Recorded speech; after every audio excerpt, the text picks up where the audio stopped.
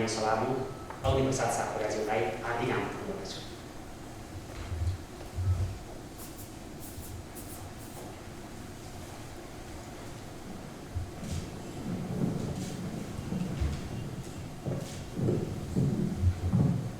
धन्यवाद सञ्चालक मित्रलाई।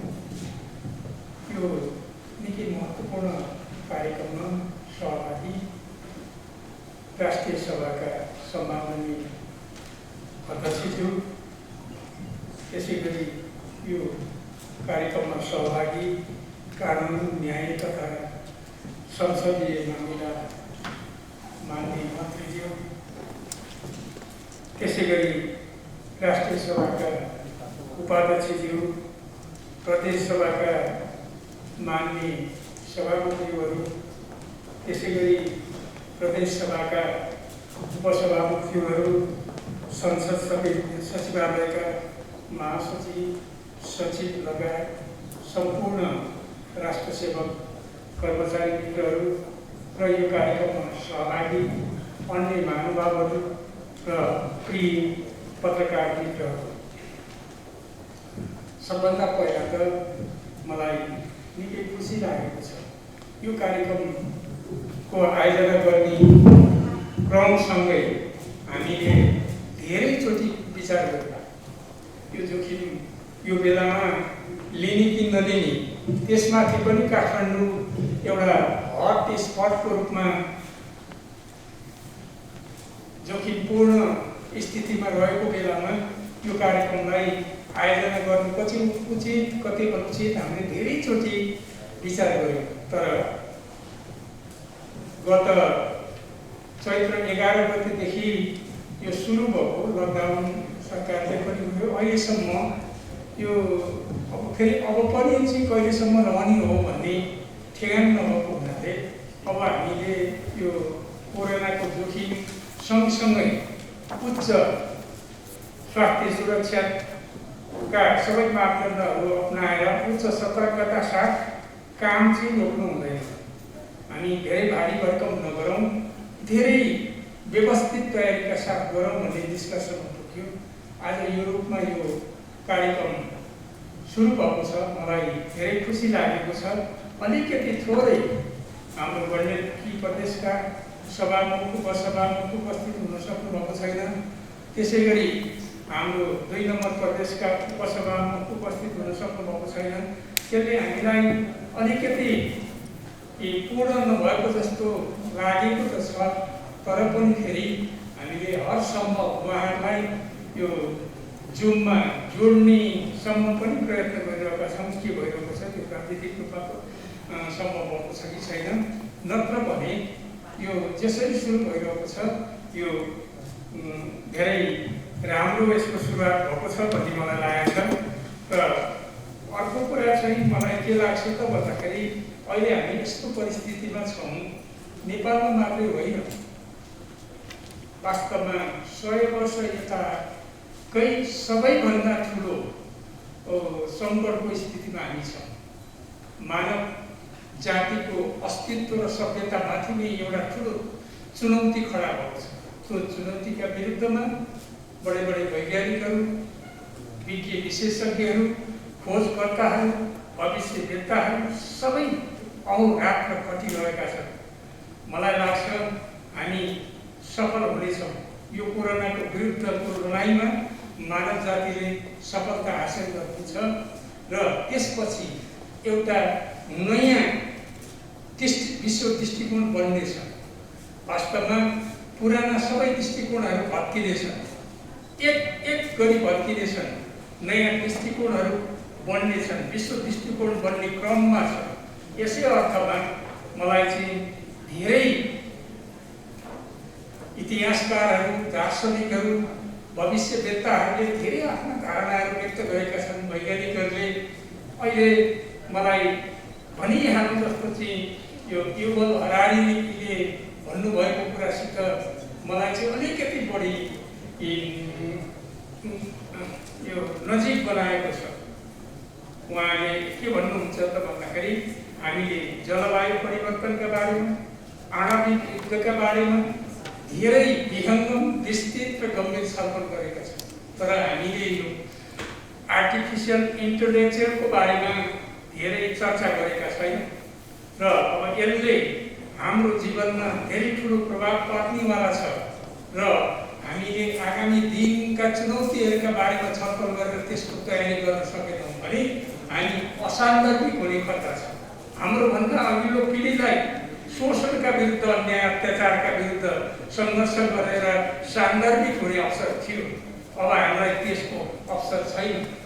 दशौं लाख अथवा करोडौंको सङ्ख्याका मान्छेहरू चाहिँ अब बेरोजगार हुनेवाला छ।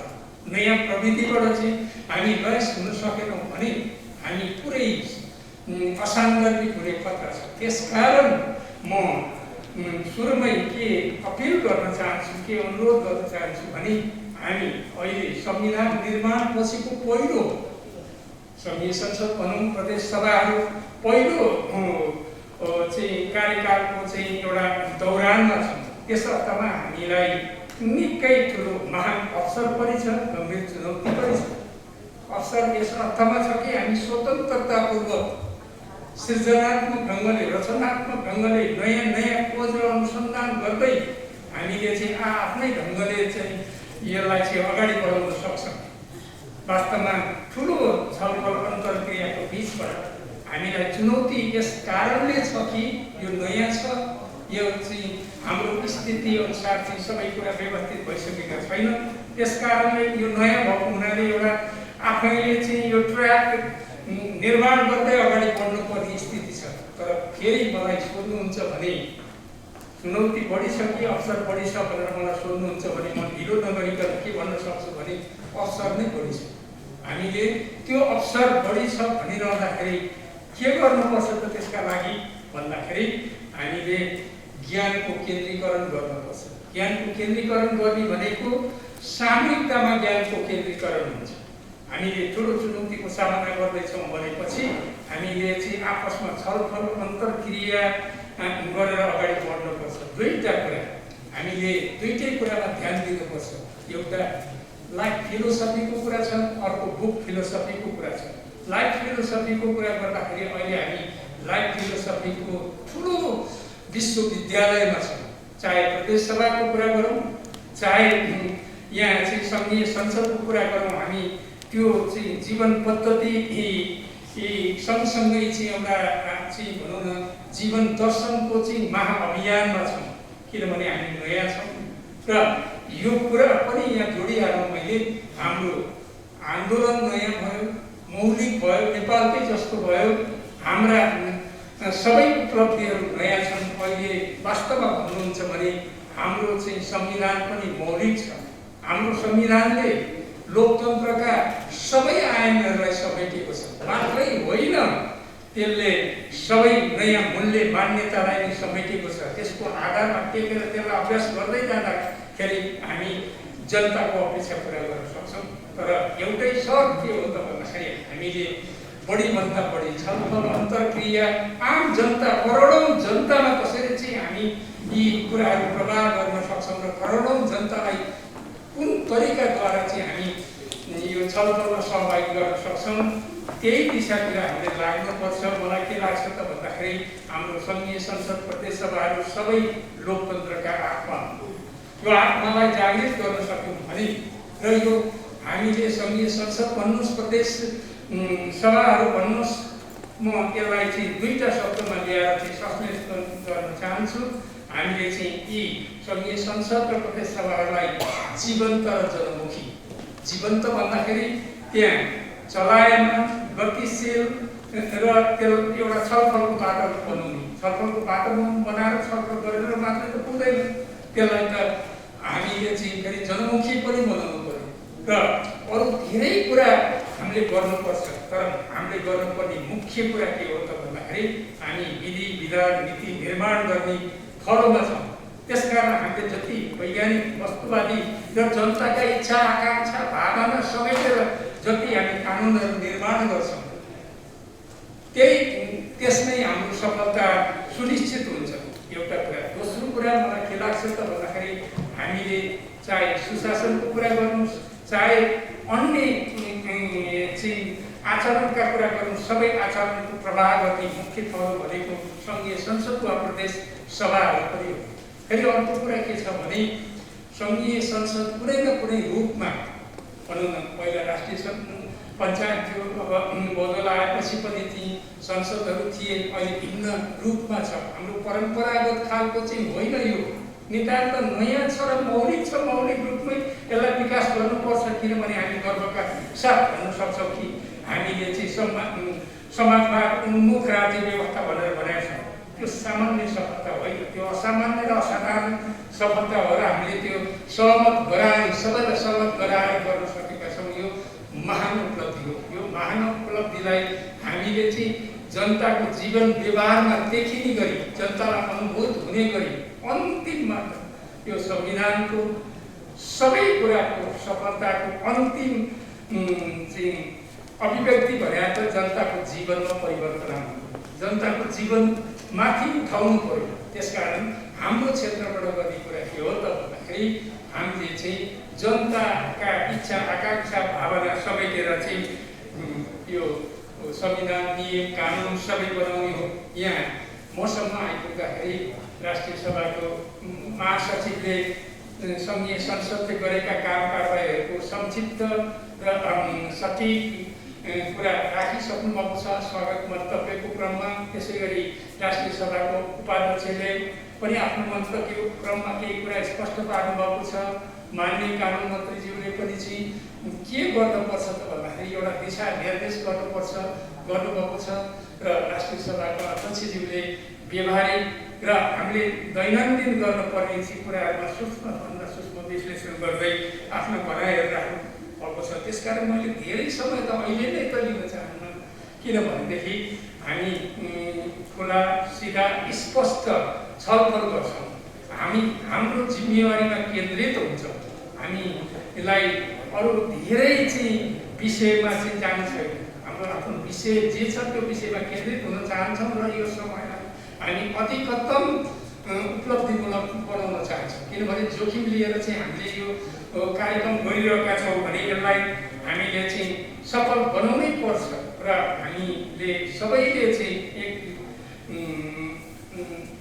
एकताबद्ध भएर अर्थात् मेहनत गऱ्यौँ भने यो समयलाई चाहिँ हामीले सदुपयोग गर्नका लागि चाहिँ प्रतिबद्ध भयौँ भने हामीले निकै राम्रो निष्कर्ष निकाल्न सक्छौँ। मैले अघि भने कहाँबाट आउँछ सही विचार, कहाँबाट आउँछ सही विचार?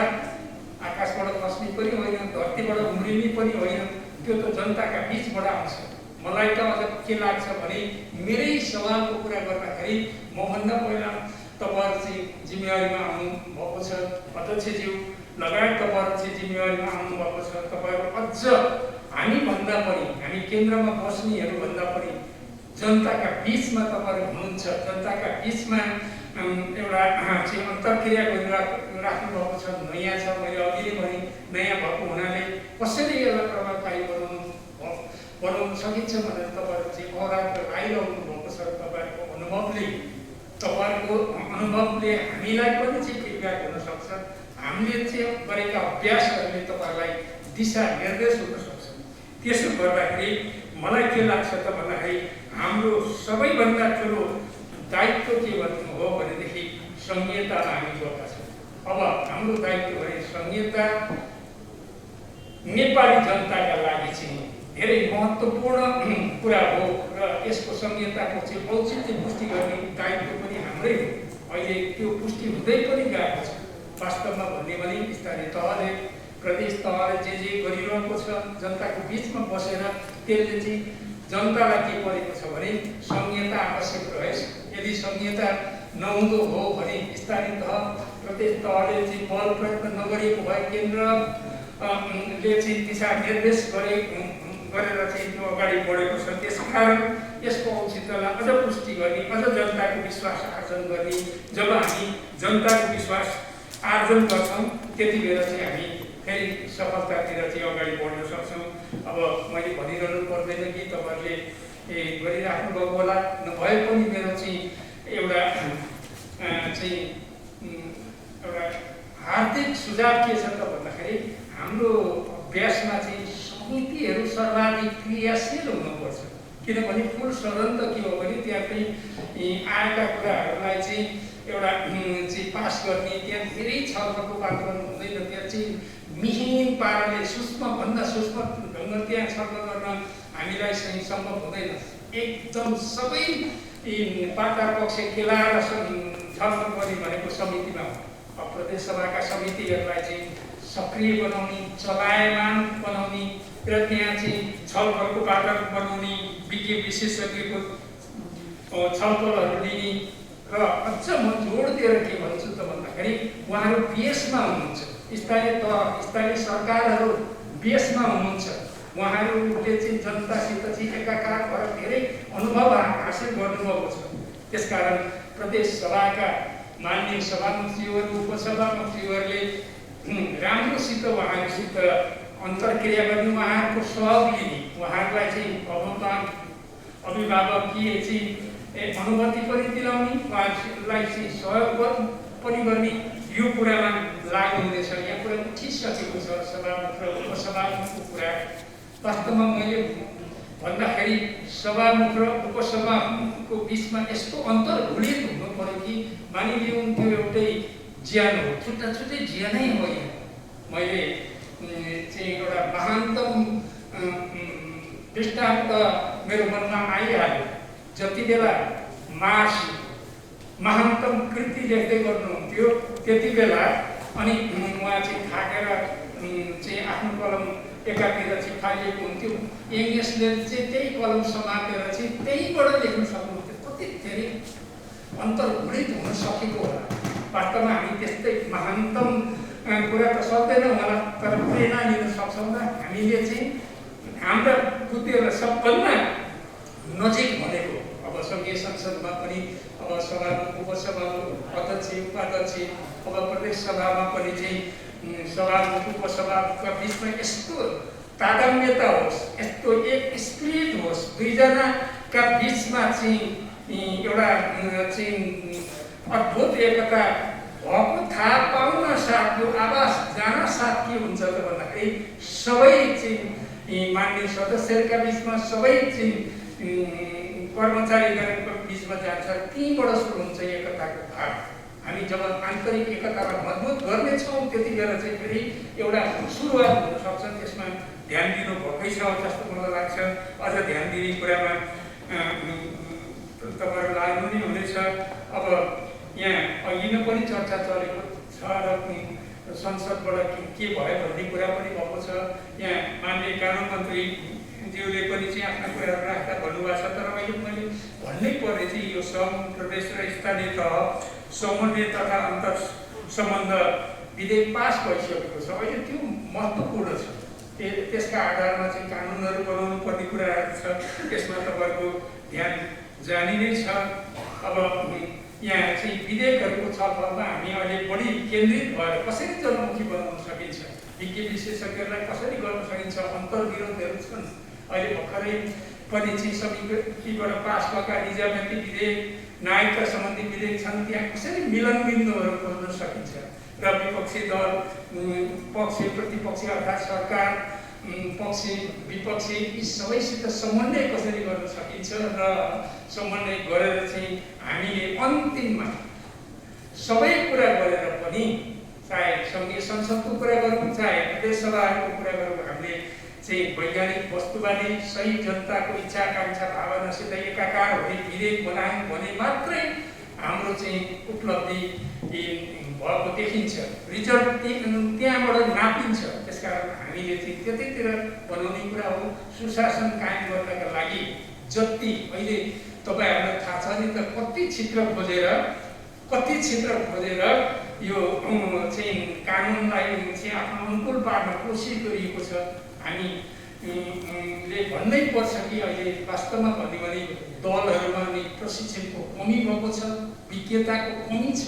हामी सबै मान्य सांसदहरूमा पनि त्यो विज्ञता नभइकन ज्ञानको तागत भनेको धेरै ठुलो तागत हो। त्यसो हुँदाखेरि त अर्को भर पर्नु पऱ्यो, बाहिरबाट ल्याएका विज्ञहरूको भर पर्नु पऱ्यो, अर्को भर पर्नु पऱ्यो।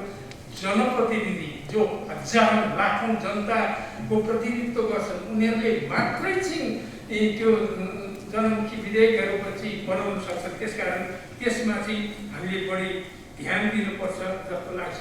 मैले के भन्न खोजेको त भने पार्टीहरूभित्र पनि लोकतन्त्रको चाहिँ अभ्यास राम्रोसित हुन सकेको आभास हामीलाई भएको छैन।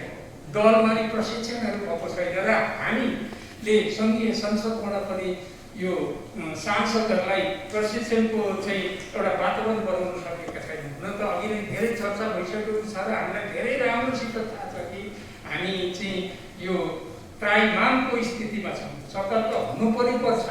होइन भन्नुहोस् तपाईँ अमेरिका जस्तो वैभवशाली राष्ट्रमा 2,60,000को मृत्यु भइसकेको छ। हो भन्नुहोस् के हो त्यो रहस्यमै छ। आउँछ भ्याक्सिन भनेको छ, कहिले आउँछ। त्यसकारण हामीले चाहिँ अत्यन्त सतर्कता अपनाउँदै अगाडि जानुपर्छ। अहिले नै मैले तपाईँको धेरै समय लिन चाहन्न। तपाईँका कुरा सुनिसकेपछि हामी सामूहिक रूपमा एउटा निचोड निकाल्नेछौँ र त्यो निचोडका आधारमा एउटा सङ्कल्प गरेर हामी आफ्नो जिम्मेवारीमा फर्कनेछौँ र यसलाई निरन्तर अगाडि बढाउनेछौँ। यो चाहिँ विगतका कार्यक्रमको अहिलेको परिस्थिति अनुसार निरन्तरता नै हो र पछि हामी यसलाई चाहिँ अझ चाहिँ सजीव जीवन्त बनाउनका लागि अझैको समयको सदुपयोग गर्नका लागि तपाईँहरूको सहयोग रहनेछ र यसरी चाहिँ छोटो समयको सूचनामा पनि तपाईँहरू आइदिनुभयो। कार्यक्रम सफलतातिर चाहिँ अगाडि बढिरहेको छ। यसका लागि हृदयदेखि नै धन्यवाद दिँदै मेरो भन्नुलाई अन्त गर्छु। धन्यवाद।